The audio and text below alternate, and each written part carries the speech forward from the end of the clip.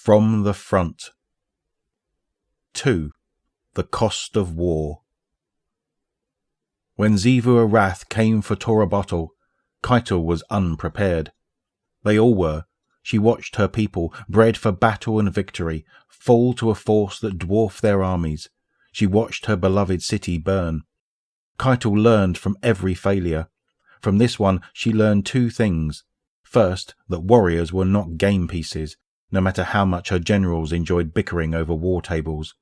And second, that a society of warriors could not hope to beat a god of war at her own game, and by her own rules. There were shades of victory. Escaping their homeworld with so many survivors was a victory. Regaining their army was a victory.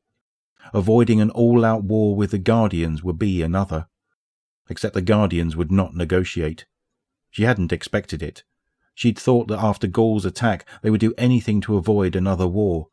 Catastrophe seemed to befall this system time and time again, if the Red Legion scribe stranded here were to be believed. So why did the Guardians refuse a way out? She knew why, of course. It was why she'd waited so long before giving the evacuation order in Torobatl. Why she'd been mesmerized by the towering form of Xivu Arath crushing thousands of years of civilization beneath her chitin boots. Denial. Pride. But Keitel had grown since then. She'd counted her losses, calculated constantly, always working the numbers, never losing sight of who they represented. The Guardians would have to grow as well if they wished to survive, for there were gods walking through this world, and the battle against them would not be won through denial and pride. They would have to cut a new path.